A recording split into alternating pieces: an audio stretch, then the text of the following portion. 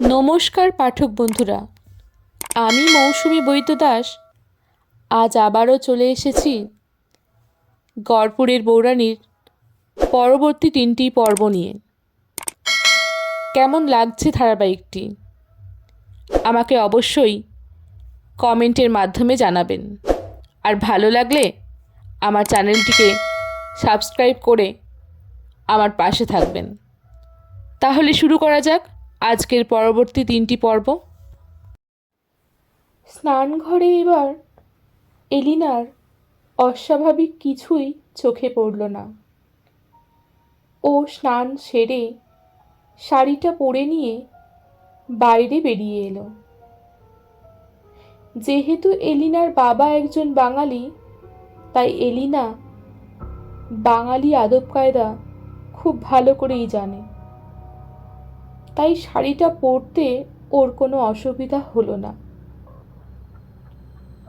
স্নানঘরের বাইরে বেরিয়ে আসতেই ও দেখল একজোড়া উৎসুক চোখ ওর দিকে তাকিয়ে। লজ্জায় মুখটা নামিয়ে নিল এলিনা।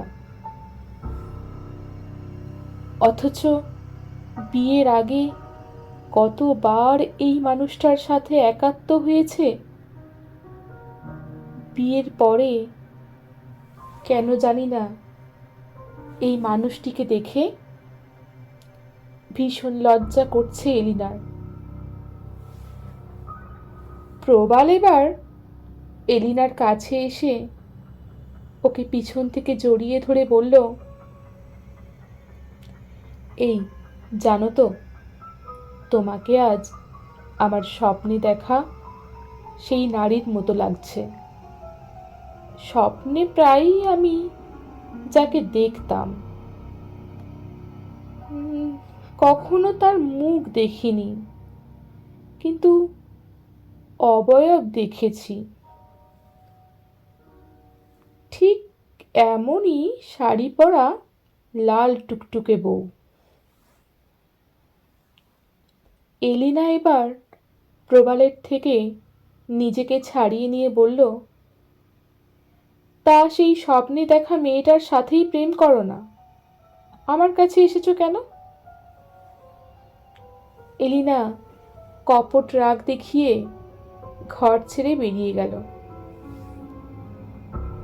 প্রবাল এলিনাকে দেখে কেন যে এসব কথা বলতে গেল ও নিজেও জানে না। প্রবাল বুঝতে পারল তার অন্য মেয়ের কথা বলায় এলিনার রাগ হয়েছে, আর এত সুন্দর একটা মুহূর্ত নষ্ট হয়ে গেল। এবার নিজের উপরেই ভীষণ রাগ হলো প্রবালের। এলিনা যখন ঘর থেকে বেরিয়ে এলো, ও দেখল ওর শাশুড়ি মাতা ইন্দিরা দেবী আসছেন ওর ঘরের দিকে। উনি এলিনাকে দেখে বললেন, ও তুমি তৈরি হয়ে গেছো দেখছি, তাহলে আর দেরি করো না মা, রান্নাঘরে যেতে হবে, এমনিতেই অনেকটা দেরি হয়ে গেছে। ইন্দিরা দেবীর মুখে এই মা ডাক শুনে এলিনার মনটা আনন্দে ভরে উঠল। তারপর ইন্দিরা দেবীকে অনুসরণ করে এগিয়ে চলল এলিনা। এলিনা যে ঘরে এসে পৌঁছালো, সেই ঘর দেখে ও অবাক হয়ে গেল। এত বড় রান্নাঘর! জীবনে প্রথম এত বড় রান্নাঘর দেখল এলিনা। রান্নাঘরে বিশাল বড় বড় মাটির উনান, উনানে শুকনো কাঠ দিয়ে রান্না করা হচ্ছে। দুজন রান্নার ঠাকুর রান্না করছেন। এলিনাকে নিয়ে একটু এগিয়ে গেলেন ইন্দিরা দেবী। সেখানে একটা উনানে আগুন দিয়ে তৈরি করাই ছিল। উনানে বসানো হয়েছে একটা বড় পিতলের হাঁড়ি। হাঁড়িতে ফুটছে দুধ, আর উনানের পাশে রাখা রয়েছে গোবিন্দভোগ চাল, কাজু, কিশমিশ, গাওয়া ঘি আর মিছরি। চালগুলো থেকে অপূর্ব সুন্দর গন্ধ ভেসে আসছে। এলিনা অবাক হয়ে সবটুকু দেখছিল। ওর ঘোর কাটল শাশুড়ি মা ইন্দিরা দেবীর কথায়। উনি এলিনাকে উদ্দেশ্য করে বললেন, চালে ঘি মাখানোই আছে, যদি আরও ঘি লাগে তখন দিতে হবে। এলিনা এর আগে কোনোদিনই বাঙালি রান্না করেনি, তবে ওর বাবার কাছ থেকে শিখেছিল ঠিক কেমন করে আলু পোস্ত বানাতে হয়। তবে ওই রান্না তো করেছিল গ্যাসে, এখানে তো এত বড় রান্নাঘর, তারপর কাঠের উনানে রান্না করতে হবে, সেটাও কি করে করবে এমনটাই ভাবছিল এলিনা। ইন্দিরা দেবী মনে হয় ওর মনের কথা বুঝে ফেললেন, তাই এলিনাকে বললেন, তোমায় সব একা হাতে করতে হবে না, আমি আছি তো তোমার সাথে, তোমাকে সাহায্য করব। ইন্দিরা দেবীর এই কথাটা এলিনার মনের জোর অনেক গুণে বাড়িয়ে দিল, আর এলিনাও খুব মন দিয়ে রান্নার কাজে লেগে পড়ল। ইন্দিরা দেবী পাশে দাঁড়িয়ে থেকে এলিনাকে সাহায্য করতে লাগলেন। পাশে একটা উনানে গোবিন্দভোগ চালের সাথে ঘি মাখিয়ে এলিনা ভাজতে শুরু করলো কম আঁচে। চাল ভাজা হয়ে গেলে একা হাতেই সেই ভাজা চাল ফুটন্ত দুধের মধ্যে দিতে গেলে ইন্দিরা দেবী তাকে দেখিয়ে দিলেন ঠিক কিভাবে চাল দিতে হবে। আর তারপর ইন্দিরা দেবীর সাহায্যে ফুটন্ত দুধের সাথে চাল মেশাতে লাগলো এলিনা।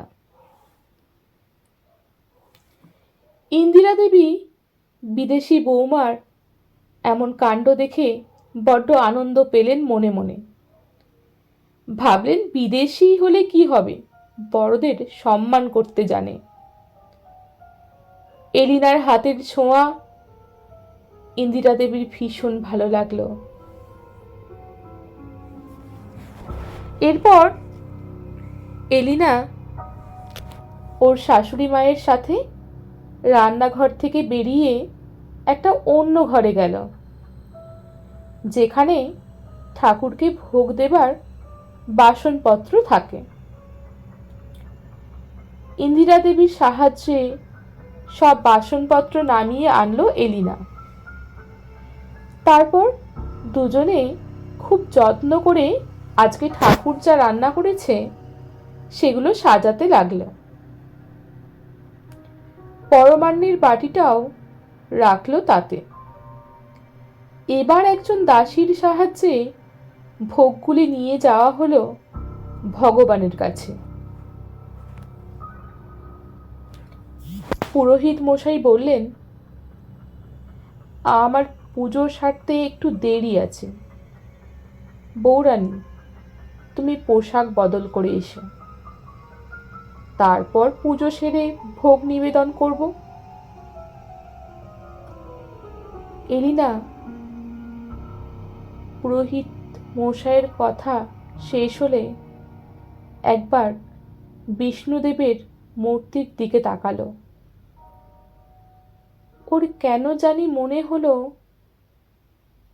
ঈশ্বর কাঁদছেন।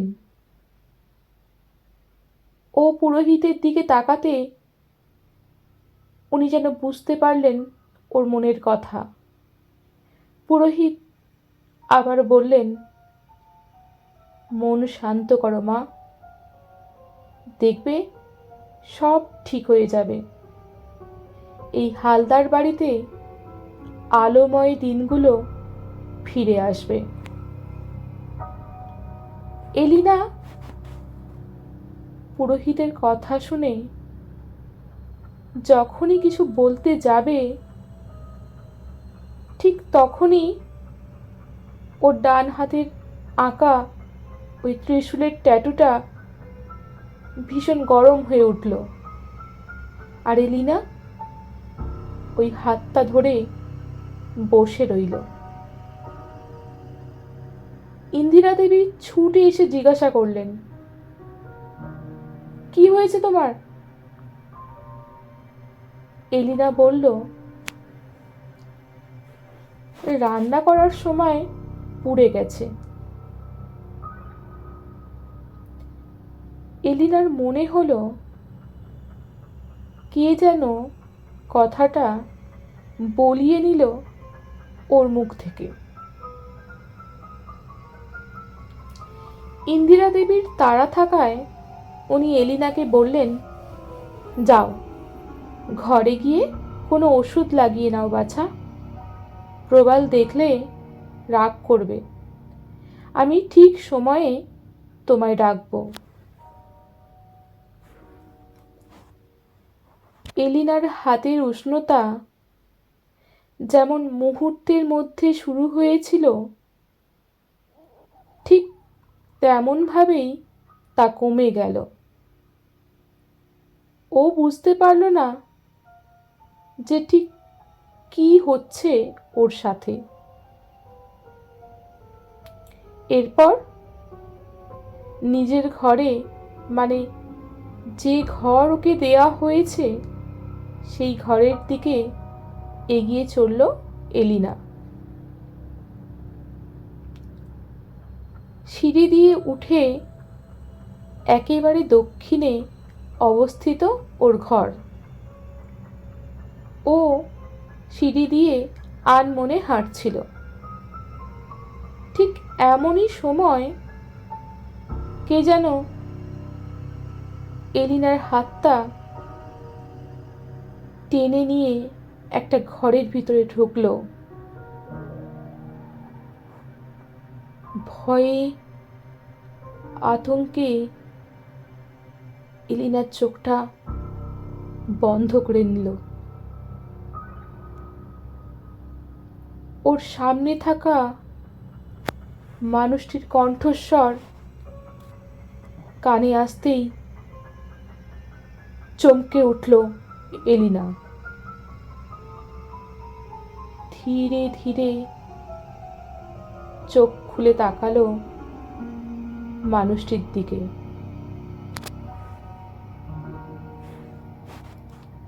অম্বা তখন খিলখিল করে হাসছে আর বলছে, এ মা, ভয় পেয়েছে বউরানী, ভয় পেয়েছে, কি মজা, কি মজা। এলিনার তখন ভয়ানক অবস্থা।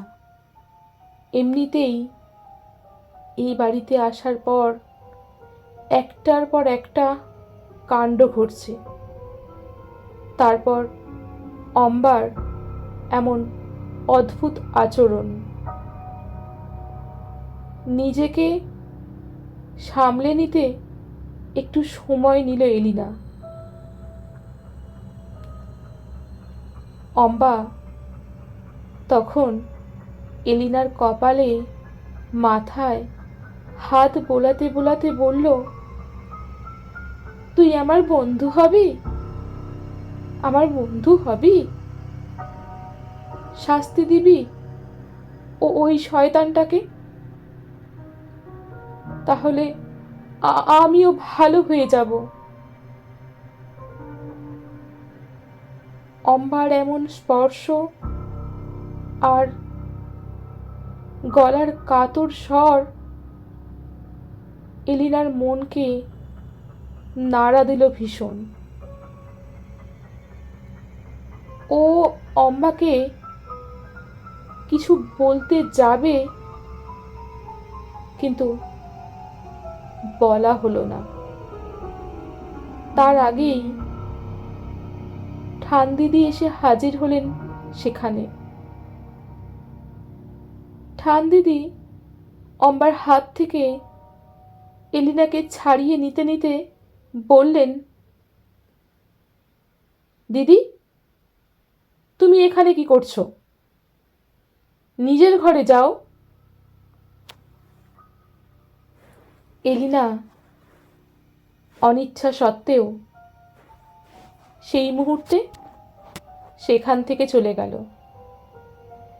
কিন্তু ওর মন পড়ে রইল অম্বার কাছেই। অম্বার বলা কথাগুলো ওর কানের মধ্যে প্রতিধ্বনিত হতে লাগলো। এলিনা নিজের ঘরে এলো ঠানদিদির সাথে। এরপর ঠানদিদি ওকে একটা গরদের লাল পাড় সাদা শাড়ি দিলেন। শাড়িটা নাকি হালদার বাড়ির বড় বউরানীর। তার মানে শাড়িটা সেই অসুস্থ মহিলা অলকানন্দা হালদারের, যিনি প্রবালের জেঠিমা। ঠানদিদি বললেন, এই বাড়ির বড় বউরানীর বর্তমানে কোনো উত্তরসূরি নেই, তাই ইন্দিরার পুত্রই এখন বড়। আর সেই সূত্র ধরে এলিনাই এই প্রজন্মের বড় বউরানী। লাল পাড় শাড়িটা পরে বেরিয়ে এলো এলিনা। ওকে দেখতে সাক্ষাৎ দুর্গা প্রতিমার মতো লাগছে। এরপর ঠানদিদির হাত ধরে এক পা করে সামনের দিকে এগিয়ে চলল এলিনা। নিচে নেমেই এই বাড়ির দুই পুরুষকে দেখে একটু অবাক হলো এলিনা। কারণ এই বাড়িতে আসার পরে এই প্রথম তাদের দেখল। যদিও প্রবাল বাড়ির সকলের কথাই বলেছিল। প্রথমেই হালদার বাড়ির বড় ছেলে আদিত্যনারায়ণ হালদার, ওনাকে দেখল এলিনা। উনিই অলকানন্দা হালদারের স্বামী। তারপর এই বাড়ির ছোট ছেলে রূপনারায়ণ হালদারকে দেখল এলিনা, যিনি প্রবালের বাবা। ঠানদিদির কথায় এলিনা দুজনকে প্রণাম করল। এলিনা শুধু দেখল আদিত্যনারায়ণ, মানে তার বড় শ্বশুর মশাই ওর দিকে তাকিয়ে কি যেন একটা ভাবছেন। এরপর এলিনা পরিবারের সাথে এগিয়ে চলল বিষ্ণু মন্দিরের দিকে। বাড়ির সকলের উপস্থিতিতে সকলের সামনে ভোগ নিবেদন পর্ব শুরু হলো। পুরোহিত মহাশয় এলিনাকে প্রাণ ভরে আশীর্বাদ করলেন। পুরোহিত মশাই আশীর্বাদ করার সময় চোখ বন্ধ করে কিছু একটা কথা বলছিলেন। তবে অদ্ভুত একটা ব্যাপার হলো, ওনার বলা কথাগুলো সেখানে উপস্থিত কেউই শুনতে পেল না, একমাত্র এলিনা ছাড়া। উনি বলছেন, তুমি এসেছো মা, এবার দোষীকে শাস্তি দিয়ে এই বংশকে অভিশাপ মুক্ত করো। একমাত্র তুমিই পারবে এই হালদার বংশকে অভিশাপ মুক্ত করতে। এলিনার কেন জানি মনে হলো পুরোহিত মশাই কথাগুলো ওর উদ্দেশ্যেই বলছেন। তাহলে কি এই বাড়িতে ঢোকার পর থেকে যা যা হচ্ছে সবই অভিশাপের ফলে?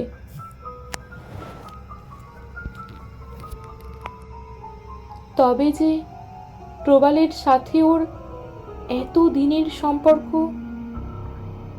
কিন্তু প্রবাল তো কোনোদিন এই বাড়ির অভিশাপ সম্পর্কে কিছুই বলেনি। এবার কিন্তু এলিনার প্রবালের উপর ভীষণ রাগ হলো। আগে থেকে বললে এলিনা হয়তো একটু মানসিক প্রস্তুতি নিয়ে রাখত।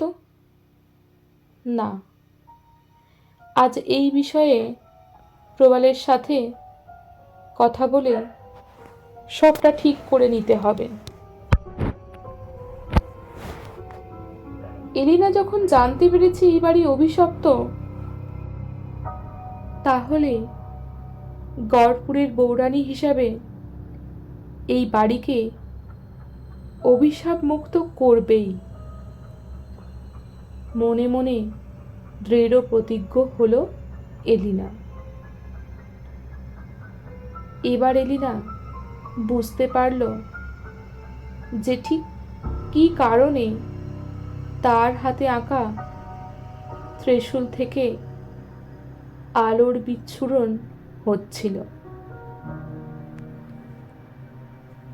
এলিনা এক জায়গায় দাঁড়িয়ে স্থির হয়ে ভাবছিল কথাগুলো। ঠিক তখনই ঠান দিদি বললেন, দিদি, এবার তুই সকলকে পরমান্ন দিয়ে দে, এমনিতেই অনেকটা বেলা হয়েছে। এলিনা চিন্তার জগতের জাল কেটে বাস্তবে ফিরে এলো। ঠান দিদির কথা মতো প্রসাদী পরমান্ন দিতে লাগলো বাড়ির সকলকে। পরমান্ন মুখে পড়ে আদিত্য নারায়ণের মন ভরে গেল। অপূর্ব স্বাদ হয়েছে। কি করে সম্ভব একজন বিদেশিনীর থেকে? ওনার মনের ভিতরে একটা আলোড়ন সৃষ্টি হলো। তবে সে কথা তিনি সকলের সামনে প্রকাশ করলেন না। চুপ করে এক মনে খেতে লাগলেন বাড়ির অন্য সদস্যদের সাথে। এক সময় বাড়ির পুরুষ সদস্য অর্থাৎ আদিত্য নারায়ণ, রূপনারায়ণ আর প্রবাল সকলের খাওয়া শেষ হয়ে গেল। এবার তারা উঠে গেলে বাড়ির মহিলা সদস্যরা খেতে বসবেন।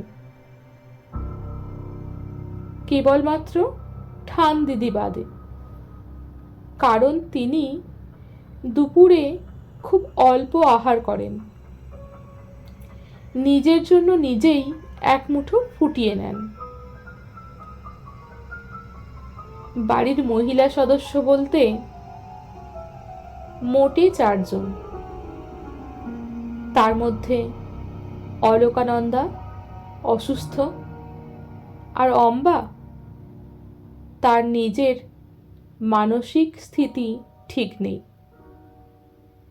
আর বাকি রইল 2, এলিনা আর ইন্দিরা দেবী।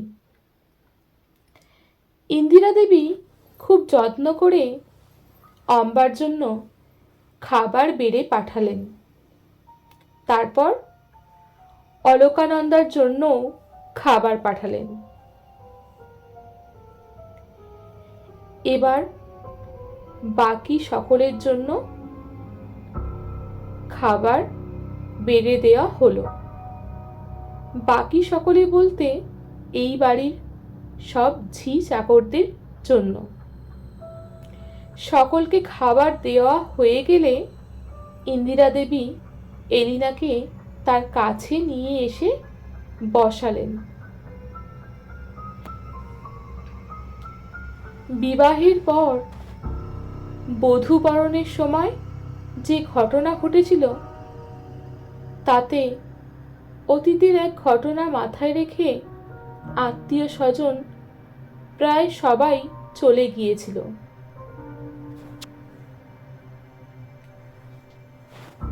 তাই বাড়িতে তেমন কোনো লোকজন নেই। তবে এলিনা লক্ষ্য করল অত বড় পাত্রের মধ্যে যে পরমান্ন রান্না হলো তার সবটাই দিয়ে দেওয়া হয়েছে গ্রামের লোকেদের জন্য, কেবলমাত্র নিজেদের প্রয়োজনটুকু রেখে। আজ বিষ্ণুদেবের নাট মন্দিরে গ্রামের সকলের খাওয়ার আয়োজন হয়েছে। আজ যে সবকিছু খুব সুন্দরভাবে সম্পন্ন হয়েছে সেটা দেখে পরম তৃপ্তিতে ইন্দিরা দেবী খাবার মুখে তুললেন। ঠিক তখনই বিষ্ণুদেবের নাট মন্দির থেকে একটা চিৎকার ভেসে এলো। গ্রামের কয়েকজন লোক চিৎকার করছে। কি দরকার ছিল শুধু ডেকে এনে অপমান করার? পরমান্ন খাওয়ার লোভ দেখিয়ে আমাদের বৈষ্ণব ধর্মকে কলুষিত করার খুব কি দরকার ছিল? ওদের এমন চিৎকার শুনে ইন্দিরা দেবী মুখের গ্রাস মুখেই রেখে দিলেন। উনি এলিনাকে সাথে নিয়ে এগিয়ে চললেন মন্দিরের দিকে, ঠিক কি হচ্ছে সেটা দেখার জন্য। তবে অনেক আগে থেকেই সেখানে আদিত্যনারায়ণ ও তার ভাই রূপনারায়ণ আর প্রবাল সবটুকু সামলানোর বৃথা চেষ্টা করে চলেছে। এরই মধ্যে একটা অদ্ভুত ঘটনা ঘটল যা এলিনাকে আরো ভয় আর অবাক করে দিল। একজন মহিলা এলিনার হাতটা ধরে বললেন, যদি বাঁচতে চাও পালাও, পালাও বৌরানী পালাও, এ বাড়ি অভিশপ্ত, তোমার দশাও ওই অম্বা বৌরানীর মতো হবে।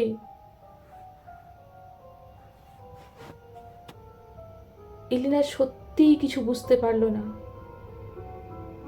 কি বলতে চাইছেন এই মহিলা? তবে অত ভিড়ের মধ্যে মহিলা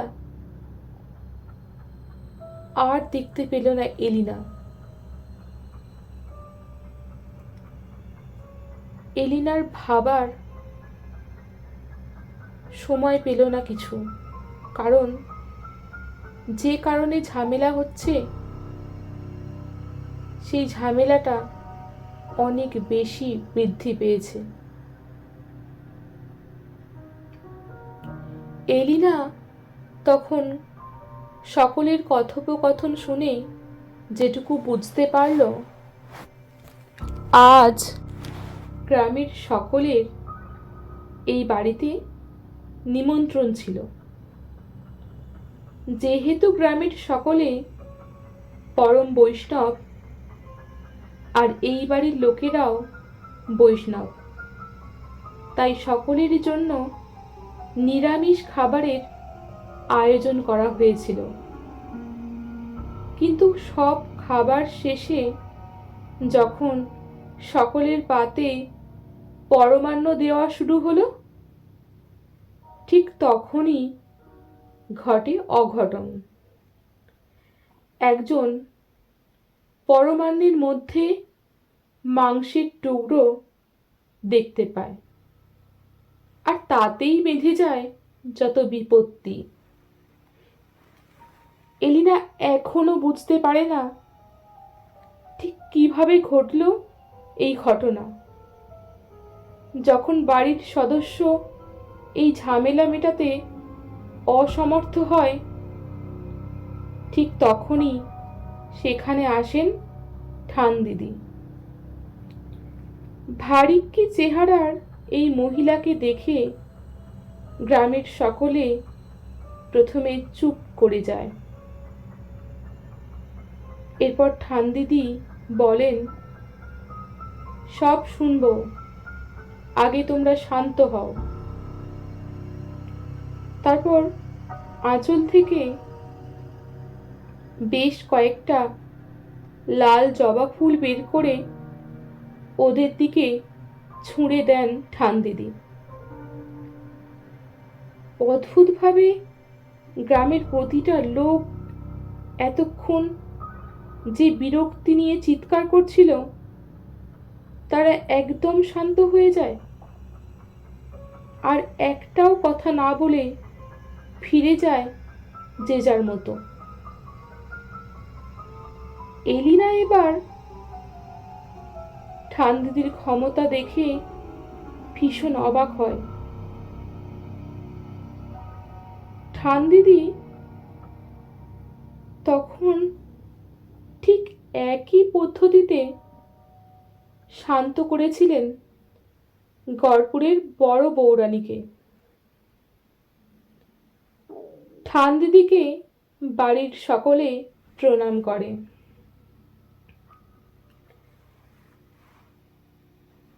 বাড়ির সকলে ঠান দিদিকে সাথে নিয়ে ভিতরে চলে আসে। এলিনার মনে তখন অনেকগুলো প্রশ্ন ঘোরাফেরা করছে। প্রথমত, ভিড়ের মধ্যে ওই মহিলা কে ছিল, যার উপস্থিতি আর কথা বলার ধরন এলিনার মনের মধ্যে বেশ ভয় ধরিয়ে দিয়েছে। দ্বিতীয়ত, পরমান্নের মধ্যে মাংস কে মেশালো, আর তৃতীয়ত, গ্রামের সকলে নাকি বৈষ্ণব। তাহলে ঠান দিদি ওদের দিকে জবা ফুল ছুঁড়লেন কেন? জবা ফুল তো মা কালীর সাধনায় ব্যবহার করা হয়। অন্তত এলিনা ওর বাবার কাছ থেকে এতটুকুই শুনেছে।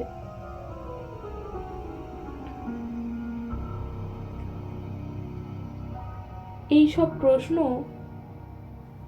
যখন ঘোরাফেরা করছিল এলিনার মাথায়, ঠিক তখনই একটা কথা যেন ওর কানের মধ্যে প্রতিধ্বনিত হলো, না হলে অম্বা বৌরানীর মতো অবস্থা হবে। হ্যাঁ, ঠিক এমন কথাই বলেছিল ওই মহিলাটি।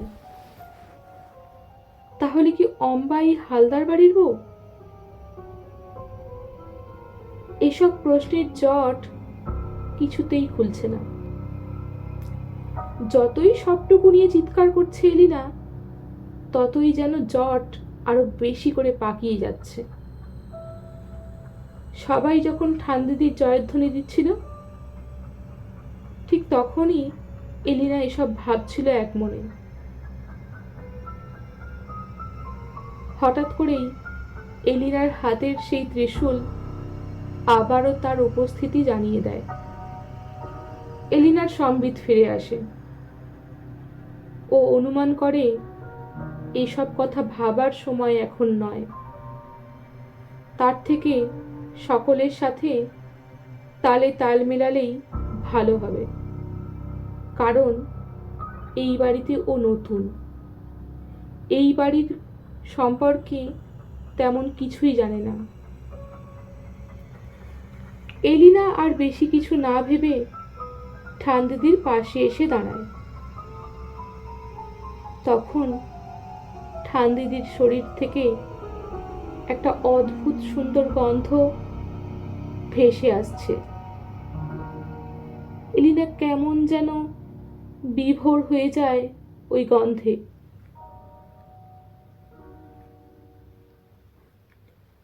আজ এলিনা আর প্রবালের কাল রাত্রি, অর্থাৎ কেউ কারোর মুখ দেখতে পারবে না। এলিনা একা থাকতে পারবে না ঘরে, তাই ঠিক হয়েছে ওর সাথে থাকবে ঠান্দিদির প্রিয় দাসী মধুজা। সেই সন্ধ্যায় সামান্য কিছু আহার করে যে যার মতো ঘরে শুয়ে পড়েছে। এমনিতেই গ্রামের দিকে সকলে খুব তাড়াতাড়ি ঘুমিয়ে পড়ে। একমাত্র প্রবাল শুধু অতিথিদের জন্য যে ঘর রাখা আছে সেই ঘরে ঘুমাতে যায়। এমনিতেই ওই দুপুরের ঘটনার পর তেমন কিছু ঘটে না। এলিনার শাড়ি পরে ঘুমানোর অভ্যাস নেই, তাই সে ঠান্দিদি আর ইন্দিরা দেবীর অনুমতি নিয়ে একটা রাতের পোশাক পরে নেয়। এলিনা আজকে খুব ভালো করেই বুঝতে পারছিল ঠান্দিদির জায়গাটা ঠিক কোথায়। এই বাড়ির সকলে ঠান্দিদিকে খুব সম্মান করে, তাই এলিনা ঠিক করে এই বাড়িতে আসার পর ঠিক যা যা হচ্ছে তার সবটাই ঠান্দিদির সাথে ভাগ করে নেবে। তাছাড়া ওই উত্তাল জনতাকে শান্ত করার মতো ক্ষমতাও রাখেন ঠান্দিদি। এসব কথা ভাবতে ভাবতেই কখন যে ঘুমিয়ে পড়েছে এলিনা সেটা ও নিজেই জানে না। আসলে সারাদিনের ক্লান্তি ওকে গ্রাস করে রেখেছিল। যখন এলিনার ঘুম ভাঙল তখন অনেক রাত। শশধরের কিরণ উঁকি মারছে জানালা দিয়ে। ঘরের ভিতরে কোনো আলো না জ্বললেও চাঁদের আলোয় সব পরিষ্কার করে দেখা যাচ্ছে। এলিনা দেখল তার ঠিক পাশেই নাক ডাকিয়ে ঘুমাচ্ছে মধুজা। এলিনার ভীষণ জল তেষ্টা পেল। ওই জন্যই মনে হয় ঘুমটা ভেঙে গেছে।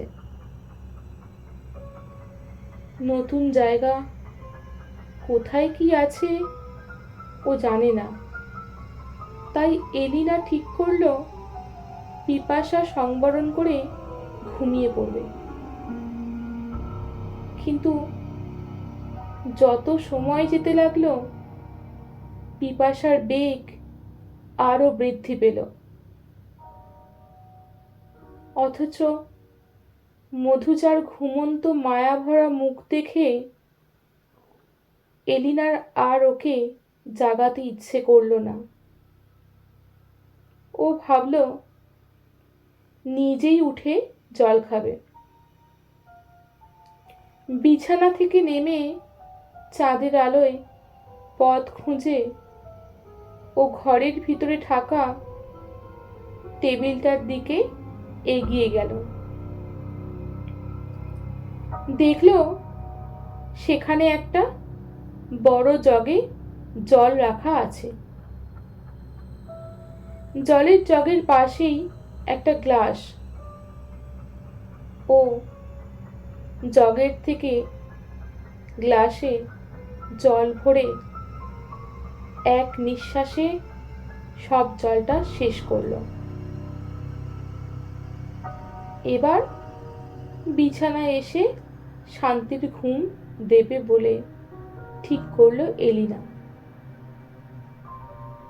তবে যখনই ও বিছানার দিকে এগিয়ে এলো, ও যা দেখলো তাতে ওর সারা শরীরের রক্ত হিম হয়ে এলো।